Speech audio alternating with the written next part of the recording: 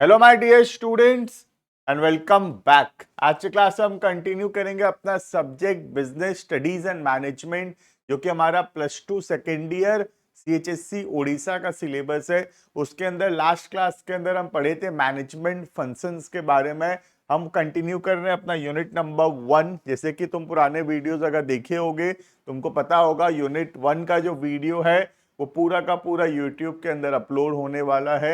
और यूनिट 2, 3 और 4 जो है वो हमारे ऐप के अंदर अवेलेबल होगा।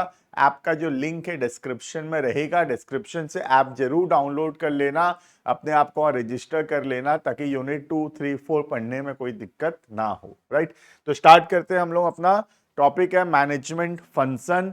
मैनेजमेंट फंक्शन के अंदर हम पढ़ेंगे आज second function of management. Right, सबसे पहला फंक्शन हम पढ़े थे planning. Today we will read the second function of management, that is organizing. ठीक है, नाम से पता चल रहा है ऑर्गेनाइजिंग का मतलब होता है टू ऑर्गेनाइज द रिसोर्सेस।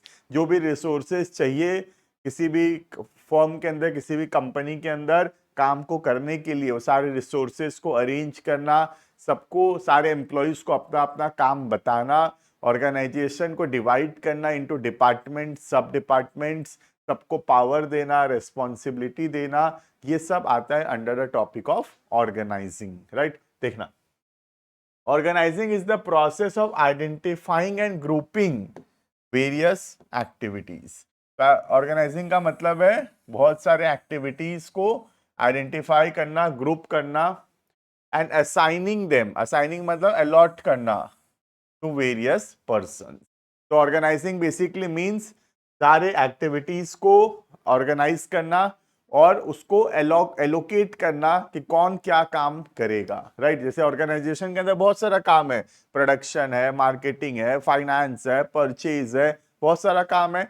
कौन क्या काम करेगा ये बात डिसाइड करना is basically organizing. Right, assigning का मतलब होता है लोगों को काम देना कि तू परचेज करेगा, तू प्रोडक्शन देखेगा, तू मार्केटिंग देखेगा। ऐसे लोगों के बीच में काम को डिवाइड करना इज बेसिकली असाइनिंग ड्यूटीज। ठीक है, वर्किंग टुगेदर, मिलजुल कर काम करना for achievement of the organizational goals. Right, the organizing function lead to the creation of an organizational structure. ये हम पढ़ेंगे डिटेल में।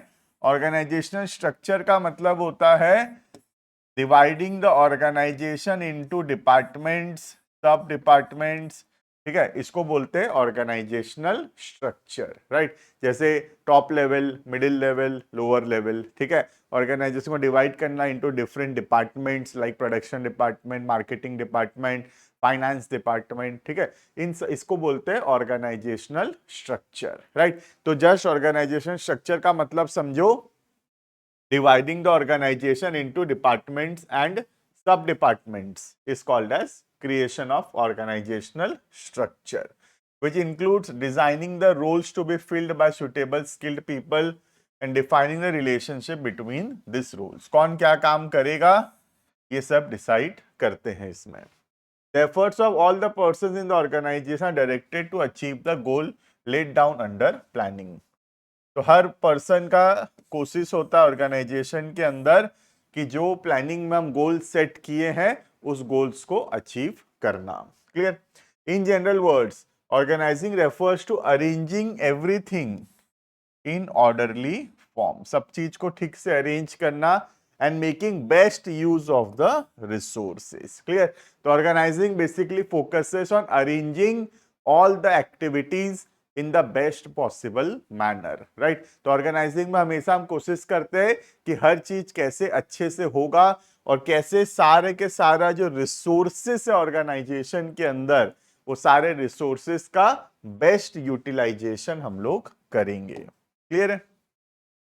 बहुत सारे डिफरेंट ऑथर्स हैं जिनके द्वारा डिफरेंट डेफिनेशंस दिया गया है। देखना, organisation is a group of people who are cooperating under the direction of leadership for the accomplishment of common goal. And का मतलब होता है गोल। तो पहला डेफिनेशन बोलता है ऑर्गेनाइजेशन क्या है? एक ग्रुप ऑफ पीपल है जो मिलजुल कर काम कर रहे हैं। क्या करने के लिए? ऑर्गेनाइजेशनल गोल्स को अचीव करने के लिए। क्लियर है? The arrangement by which tasks are assigned to men and women so that individual efforts contribute effectively to some more or less clearly defined purpose for which they have been brought together. एक और definition बोलता है organising का मतलब है properly काम को divide करना between main and women, between the employees, ताकि सब कोई मिलजुल कर काम करे और उससे ऑर्गेनाइजेशनल गोल्स जो है वो पूरा हो सके। Clear? Next, organization is a structure of relationship by which an enterprise is bound together. सब मिलजुल कर काम करते हैं ऑर्गेनाइजेशन के अंदर, and in which individual efforts is coordinated. सबका जो इंडिविजुअल एफर्ट्स है एम्प्लॉय का, उसको हम कोऑर्डिनेट करते हैं ताकि सब कोई अपना अपना अपना बेस्ट परफॉर्मेंस दे सके, और सारे एम्प्लॉय अगर अपना बेस्ट परफॉर्मेंस देंगे तो ओवरऑल ऑर्गेनाइजेशनल गोल्स जो है वो इजीली अचीव हो पाएगा। क्लियर है? Next, what is the feature या कैरेक्टरिस्टिक्स ऑफ ऑर्गेनाइजेशन, राइट? तो ऑर्गेनाइजेशन का क्या फीचर्स या क्या कैरेक्टरिस्टिक्स होता है? तो नेक्स्ट टॉपिक है फीचर या characteristics of an organization. Clear है? देखना, तो अभी तक हम ये समझे कि organization basically means a group of people working together to achieve the goals, right? तो जो भी गोल्स है, जो भी ऑब्जेक्टिव है ऑर्गेनाइजेशन का, बेसिकली उसको अचीव करने के लिए सबको मिलजुल कर काम करते हैं, दैट इज ऑर्गेनाइजेशन। क्लियर है? राइट? तो अब हम पढ़ेंगे क्या क्या फीचर्स या कैरेक्टरिस्टिक्स होता है ऑर्गेनाइजेशन का। तो सबसे पहला, ऑर्गेनाइजेशन में एक ग्रुप ऑफ पर्संस होते हैं, राइट? एक व्यक्ति ऑर्गेनाइजेशन नहीं कहलाता, ऑर्गेनाइजेशन के अंदर बहुत सारे लोग काम करते हैं, it involves 2 or more persons, right? Every business requires service of people. When 2 or more persons come together for undertaking a common work, 2 या 2 से ज्यादा लोग मिलकर कुछ कॉमन काम कर रहे हैं, then the organization comes into existence. So an organization exists with a number of person. Clear है? तो पहला पॉइंट है ऑर्गेनाइजेशन के अंदर एक से ज्यादा लोग होते हैं, it involves 2 or more persons, right? तो ऑर्गेनाइजेशन कोई इंडिविजुअल व्यक्ति से नहीं बनता, organisation is basically a combination of a group of people. Clear है? Next, common objective. ये जो ग्रुप ऑफ पीपल होता है, इनका एक कॉमन ऑब्जेक्टिव होता है, राइट? तो जितने भी लोग ऑर्गेनाइजेशन के अंदर काम कर रहे हैं, सबका एक कॉमन गोल है। जो ऑर्गेनाइजेशन का गोल है वही गोल सारे इंडिविजुअल्स का है। सारे इंडिविजुअल्स काम कर रहे हैं, किस लिए? In order to achieve the organizational goals, right? देखना, there are common objectives to be achieved in an organization. The individual objectives of different persons and departments also lead to the achievement of organizational या common objectives. The working in a common direction, सबको मिलजुल कर एक ही direction में काम कर रहे हैं, यही होता है organization. It is the essence of organization. तो एक ऑर्गेनाइजेशन के अंदर हमेशा क्या होता है? ग्रुप ऑफ पीपल होते हैं जो कि एक ही डायरेक्शन में काम कर रहे हैं, एक ही रास्ता में काम कर रहे हैं, एक ही कॉमन गोल को अचीव करने के लिए। क्लियर है? Next, division of work. किसी भी ऑर्गेनाइजेशन के अंदर काम डिवाइड होता है बिटवीन डिफरेंट पर्संस, राइट? आज एक ऑर्गेनाइजेशन के अंदर बहुत सारा काम है, परचेज करना है, मार्केटिंग करना है, प्रोडक्शन करना है, सेल्स करना है, फाइनेंस है, ह्यूमन रिसोर्स है, बहुत सारा काम है। तो ऑर्गेनाइजेशन के अंदर काम को डिवाइड किया जाता है between different persons, right? By making departments. Department बनाते हैं, प्रोडक्शन डिपार्टमेंट, उनका काम है प्रोडक्शन देखना। परचेज डिपार्टमेंट, उनका काम है परचेज देखना, राइट? मार्केटिंग डिपार्टमेंट, उनका काम है मार्केटिंग देखना। तो किसी भी ऑर्गेनाइजेशन के अंदर जो टोटल वर्क होता है, टोटल काम होता है, उसको डिवाइड किया जाता है बिटवीन डिफरेंट पर्संस, राइट? अलग अलग व्यक्ति के बीच में काम को डिवाइड किया जाता है, इसी को बोलते हैं division of work, right? The total work of the enterprise is divided into activities and functions. Various activities are assigned to different persons for their efficient accomplishment. अलग अलग काम अलग अलग व्यक्ति को दिया जाता है ताकि काम ठीक से हो सके. When one person performs the same work repetitively एक ही व्यक्ति जब एक ही काम को बार बार करेगा तब वो उसमें एक्सपर्ट बन जाता है, स्पेशलाइज्ड हो जाता है, एंड हिज एफिशिएंसी इंप्रूव्स, और वो ज्यादा अच्छे से काम कर सकेगा। इसीलिए डिवीजन ऑफ वर्क जो है वो ऑर्गेनाइजेशन को हेल्प करता है गोल्स अचीव करने में। क्लियर है? तो division of work basically means organization के अंदर जितना भी काम है उसको डिवाइड करना और उसको एलोकेट करना टू द इंडिविजुअल पर्सन, एक एक व्यक्ति को, इंडिविजुअल पर्सन को काम को एलोकेट करना। क्लियर है? जब एक ही व्यक्ति एक ही काम को बार बार करेगा तो वो उसमें एक्सपर्ट बनेगा, राइट? और अगर वो काम में एक्सपर्ट बनेगा तो उसका एफिशिएंसी इंप्रूव होगा। क्लियर? आज अगर मैं हमेशा परचेज करूंगा, मैं सालों साल परचेज देखूंगा, तो I will become expert in purchase, right?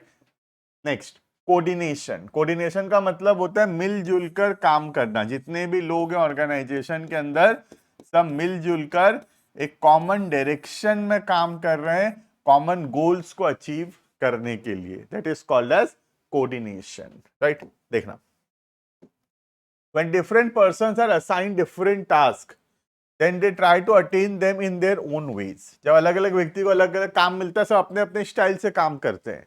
Individual efforts may not go towards attainment of the main business goal। कई बार ऐसा हो सकता है कि इंडिविजुअली तो सब अपना अपना काम कर लें, लेकिन बिजनेस गोल्स फिर भी अचीव ना हो। इसीलिए जरूरी है इनको मिलजुल कर काम करना। There is a need to coordinate the activities of various persons so their effort lead to the achievement of goals, right? इसीलिए बहुत जरूरी है कि ऑर्गेनाइजेशन के अंदर सबको ही मिलजुल कर काम करें, सिर्फ अपना इंडिविजुअल गोल्स नहीं, ऑर्गेनाइजेशनल गोल्स को भी इंपॉर्टेंस दें और ऑर्गेनाइजेशनल गोल्स को अचीव करें। जब सबको ही मिलजुल कर कोऑर्डिनेशन लाएंगे, मिलजुल कर काम करेंगे, तो उससे इंडिविजुअल गोल्स भी अचीव होगा, साथ ही साथ ऑर्गेनाइजेशनल गोल्स भी अचीव होगा।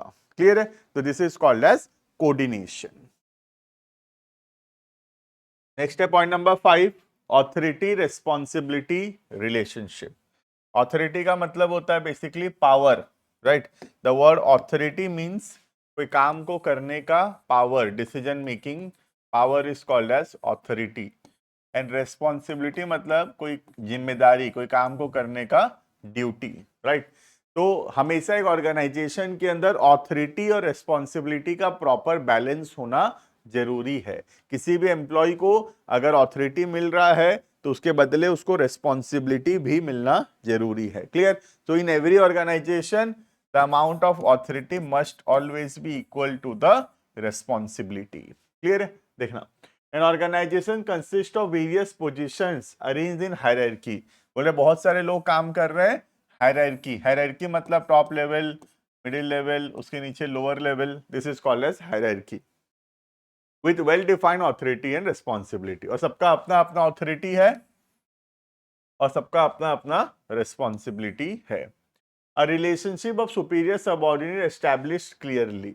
द टास्क आर असाइंड, काम दिया जाता है at each level, and necessary authority is delegated, और ऑथोरिटी दिया जाता है। तो काम दिया जाता है, काम देना इज बेसिकली असाइनिंग रेस्पॉन्सिबिलिटी, है ना?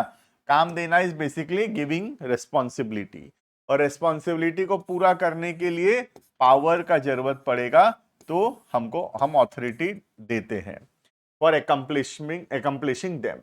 Along with authority, responsibility is also fixed for each work at every level. इसीलिए जरूरी है कि हर काम के लिए ऑथोरिटी एंड रेस्पॉन्सिबिलिटी फिक्स होना चाहिए। क्लियर है? तो किसी भी ऑर्गेनाइजेशन के अंदर बहुत क्लियर होना चाहिए कि एक एम्प्लॉय का क्या ऑथोरिटी है और क्या रेस्पॉन्सिबिलिटी है। ऑथोरिटी मतलब उसका क्या क्या पावर है, वो क्या कर सकता है, क्या नहीं कर सकता, that is basically authority. And responsibility मतलब उसको क्या काम करना है, that is called as responsibility. Clear है? तो in every organization it should be clear that an employee has what authorities and what responsibilities. Clear है ये? कम्युनिकेशन मतलब बातचीत करना या इंफॉर्मेशन को एक जगह दूसरी जगह पहुंचाना इज बेसिकली कम्युनिकेशन, राइट? देखना, an organization work with an effective communication system. Organization अच्छे से काम कब कर पाएगा, जब कम्युनिकेशन सिस्टम स्ट्रांग होगा। एवरी ऑर्डर और information passes on from upward to downward. तो सब इंफॉर्मेशन जो है अपवर्ड से डाउनवर्ड अगर प्रॉपरली मूव होगा तब हम बोलते हैं कि कम्युनिकेशन अच्छा है, राइट। जैसे बोलने का मतलब है कि अगर ए को ई से कम्युनिकेट करना है तो A should communicate with B, B should communicate with C, C should communicate with D and D should communicate with E. ऐसा होना चाहिए। उससे क्या होगा, इंफॉर्मेशन सबके पास रहेगा। And it is very important कि कम्युनिकेशन स्ट्रांग हो और अच्छे से फ्लो करे। ए से ई डायरेक्ट कम्युनिकेशन अलाउड नहीं होना चाहिए, हमेशा एक हायरार्की होना चाहिए, एक सिस्टम होना चाहिए कम्युनिकेशन करने का, right. The communication system informs various persons the task they are to perform and performance reports from different jobs enable management to assess the levels of achievement, right। तो अगर communication अच्छा होगा तो information ठीक से flow करेगा, सब व्यक्ति को सब चीज का जानकारी होगा, जिससे ऑर्गेनाइजेशन को मैनेज करना आसान होगा। क्लियर है। तो किसी भी ऑर्गेनाइजेशन के अंदर ये बहुत जरूरी है कि कम्युनिकेशन सिस्टम बहुत स्ट्रांग होना चाहिए, और एक स्ट्रांग कम्युनिकेशन सिस्टम हमेशा इंश्योर करता है कि इंफॉर्मेशन हर एक व्यक्ति को पता है ऑर्गेनाइजेशन के अंदर, जिससे किसी भी काम को करने में ऑर्गेनाइजेशन में आसानी होगा। क्लियर है। Next, common objective. Common objective मतलब पूरे ऑर्गेनाइजेशन का एक ही ऑब्जेक्टिव होना चाहिए और पूरा ऑर्गेनाइजेशन का एफर्ट्स उसी ऑब्जेक्टिव को अचीव करने के लिए होना चाहिए, राइट। देखना, an organization structure is a means towards the achievement of common goal. तो ऑर्गेनाइजेशन का हमेशा कोशिश होता है कि कैसे कॉमन गोल अचीव हो सके। The objective of the various segments are made a part of the overall organizational goals and efforts are directed for their achievement। तो एक एक डिपार्टमेंट का अपना अपना ऑब्जेक्टिव है, हर एक डिपार्टमेंट का अपना अपना ऑब्जेक्टिव है, लेकिन वो सारा ऑब्जेक्टिव हमेशा बनाया जाता है ध्यान में रख के क्या चीज, ऑर्गेनाइजेशन के ऑब्जेक्टिव को, राइट। तो हर एक डिपार्टमेंट अगर अपना अपना ऑब्जेक्टिव्स को पूरा करेगा, अपने अपने गोल्स को पूरा करेगा, तो उससे क्या होगा, ओवरऑल ऑर्गेनाइजेशन का जो गोल है वो अचीव हो सकेगा। क्लियर है ये। Next, basic management function। Organization is the basic management function which helps in defining and coordinating। Management organization help करता है defining and coordinating various activities in the organization। Various other managerial functions are properly associated with organizing function। तो organizing अच्छे से होगा तो बाकी function जो है वो अच्छे से काम करेगा। टोटल 5 फंक्शन है, planning, organizing, staffing, directing and controlling. ठीक है। तो अगर ऑर्गेनाइजिंग फंक्शन अच्छे से परफॉर्म होगा तो ये हेल्प करेगा बाकी फंक्शंस को भी अच्छे से परफॉर्म करने में। क्लियर है। So it is a basics for the other functions to be perform. अगर ऑर्गेनाइजिंग अच्छे से नहीं हुआ तो फिर स्टाफिंग, डायरेक्टिंग, कंट्रोलिंग ये सब भी इफेक्टिव नहीं होगा। क्लियर है ये। Next, performed at all level. Organizing किसी एक व्यक्ति का काम नहीं है, ऑर्गेनाइजिंग फंक्शन जो है वो पूरे के पूरे ऑर्गेनाइजेशन का काम है। हर एक डिपार्टमेंट, हर एक लेवल पे ऑर्गेनाइजिंग किया जाता है, right.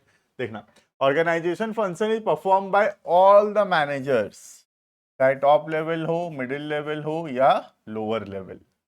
Departmental manager decide different activities in their departments and assign them to various persons. तो अलग अलग डिपार्टमेंट के लोग का अलग अलग ऑब्जेक्टिव है, सब अपने अपने ऑब्जेक्टिव्स को पूरा करेंगे, right.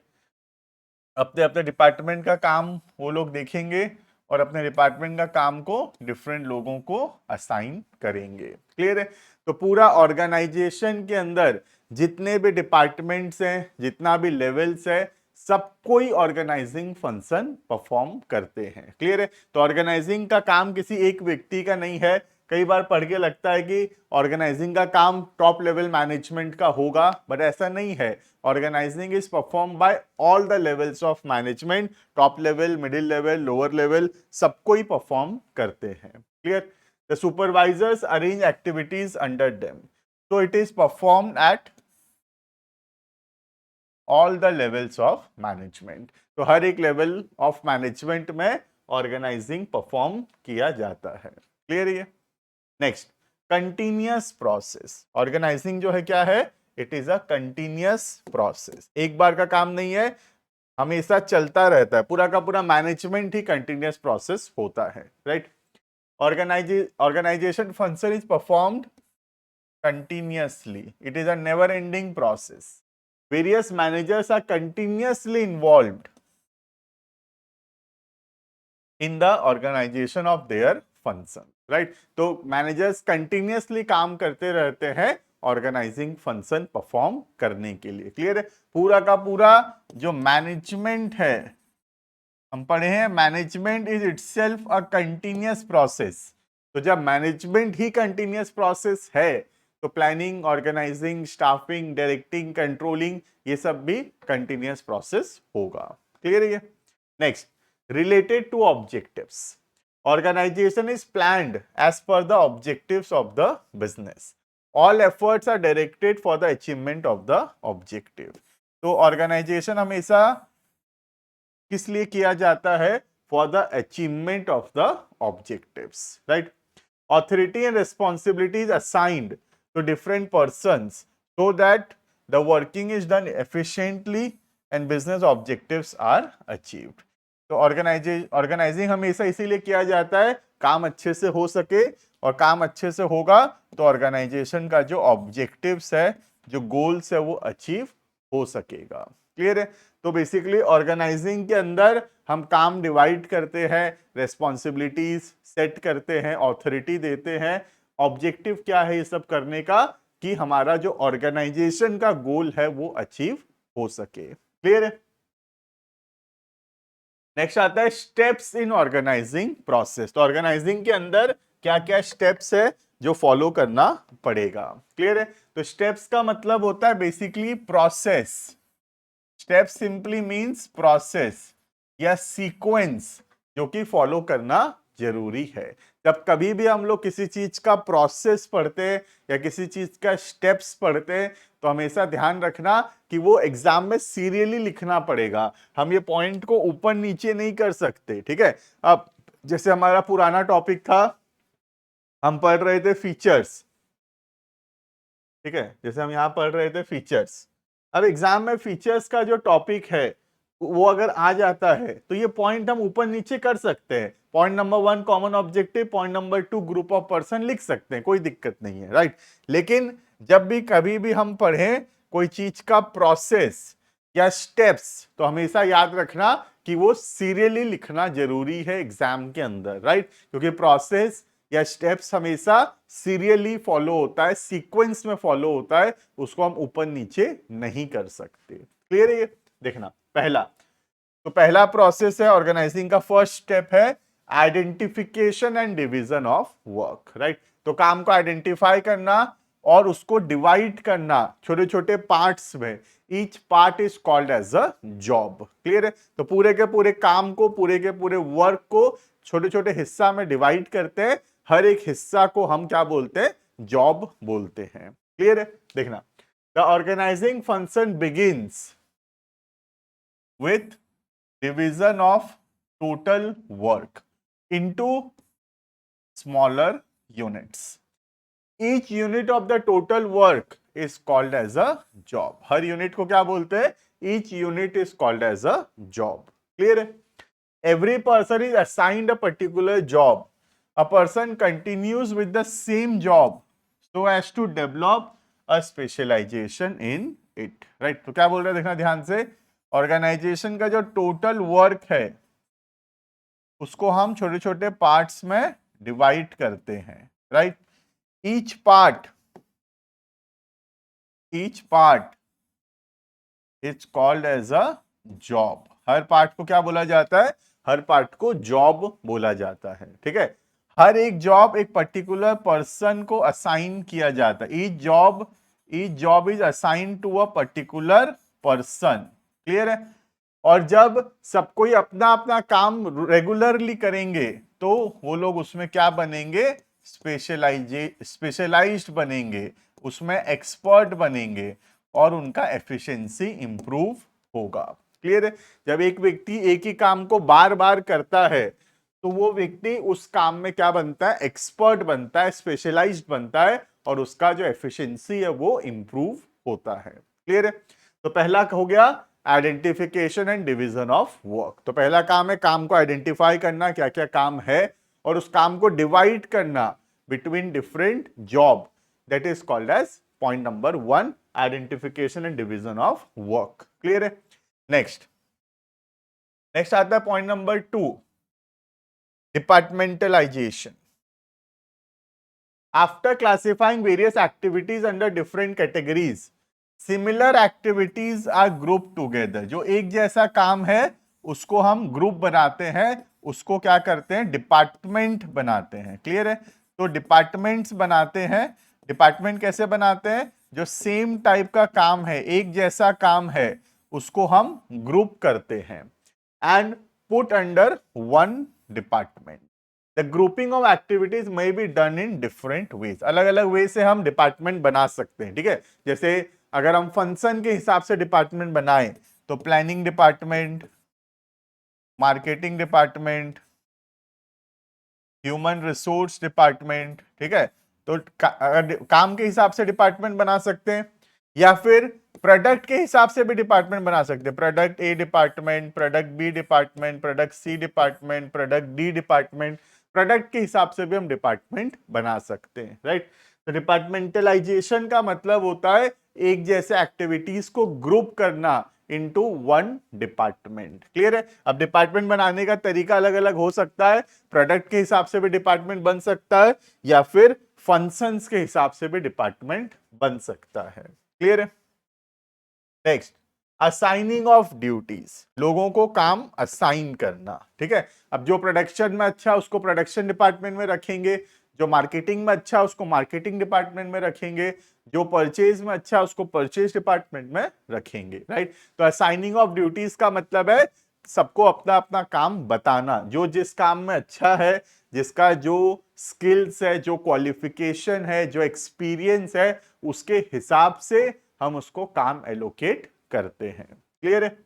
After dividing the activities into different departments, the next step will be appoint suitable persons for different job. अलग अलग काम के लिए अलग अलग व्यक्ति को हम अपॉइंट करते हैं। The person should be assign job as per the skills. अपने अपने स्किल्स और अपने क्वालिफिकेशन के हिसाब से जो है काम असाइन किया जाता है। Experts are appointed as heads of different department. जो उस काम में एक्सपर्ट होगा उसको उस डिपार्टमेंट का हेड बनाया जाएगा। राइट? जैसे मैं प्रोडक्शन में बेस्ट हूं तो मुझे प्रोडक्शन हेड बनाया जाएगा। अगर मैं परचेज में अच्छा हूं, बेस्ट हूं, तो मुझे परचेज डिपार्टमेंट का हेड बनाया जाएगा। Right? The idea here is to appoint specialist for different job. जो जिस काम में अच्छा है उसको वो काम एलोकेट करना बहुत जरूरी है। क्लियर है? देखो ये बहुत इंपॉर्टेंट है। सोच लो अगर मैं परचेज में अच्छा हूं, मुझे प्रोडक्शन करने बोलेंगे तो अच्छा ठीक नहीं रहेगा। राइट? ऐसे सोच लो ना, मैं क्रिकेटर हूं, सोच लो मैं ओपनिंग बैट्समैन हूं, मुझे ओपनिंग बॉलिंग दोगे तो फिर तो खराब हो जाएगा ना मामला। राइट? तो जो व्यक्ति जिस काम में अच्छा है उसको पहचानना और उसको वो काम एलोकेट करना बहुत जरूरी है। क्लियर है? इसीलिए assigning of duties is very important. Right?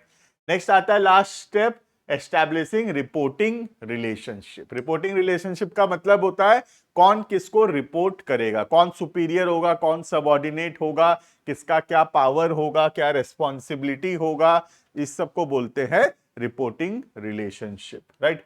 Establishing reporting relationship in the organization implies that allocation of authority and responsibility is done among employees in such a way that each employee should know who is responsible to whom and for what। को किसका क्या जिम्मेदारी है, किसका क्या responsibility है, कौन किसको ऑर्डर देगा, कौन किसको रिपोर्टिंग करेगा, ये सब क्लियर होना चाहिए, राइट। तो स्टेप नंबर 4 के अंदर हम एस्टैब्लिश करते हैं रिपोर्टिंग रिलेशनशिप। तो reporting relationship simply means giving them authorities, सबको अपना अपना पावर देना और सबको रेस्पॉन्सिबिलिटी असाइन करना। Clear. There should be a parity, ये तो मैं हमेशा से बोल रहा हूं, पैरिटी मतलब equality between responsibility and authority. हमेशा authority must be equal to the responsibility. Clear है। तो हमेशा ऑर्गेनाइजेशन में हमको कोशिश करना चाहिए कि जो ऑथोरिटी है वो रेस्पॉन्सिबिलिटी के बराबर होगा। क्लियर है। तो ये हो गया 4 steps in the organizing process. Clear है। चारों स्टेप सीरियली याद रखना पड़ेगा, ऊपर नीचे मत लिखना एग्जाम के अंदर। पहला पॉइंट है identification and division of work, second है डिपार्टमेंटलाइजेशन, थर्ड है असाइनिंग ऑफ ड्यूटीज और लास्ट है एस्टैब्लिशिंग रिपोर्टिंग रिलेशनशिप। क्लियर है। तो these are the 4 steps in the organizing function. Clear है। तो अभी ऑर्गेनाइजिंग के अंदर और भी टॉपिक्स बचे हुए हैं। अभी हम पढ़े ऑर्गेनाइजिंग क्या होता है और फीचर्स या कैरेक्टरिस्टिक्स ऑफ ऑर्गेनाइजेशन, और फिर हम पढ़े ऑर्गेनाइजिंग प्रोसेस। क्लियर है। अभी और भी टॉपिक्स बचे हैं ऑर्गेनाइजिंग के अंदर, एक और वीडियो के अंदर हम ऑर्गेनाइजिंग कंटिन्यू करेंगे और कंप्लीट करेंगे। क्लियर है। तो अभी के लिए इतना, आज इतना पढ़ेंगे, बाकी मिलते हैं आने वाली क्लासेस के अंदर। Thank you and bye bye.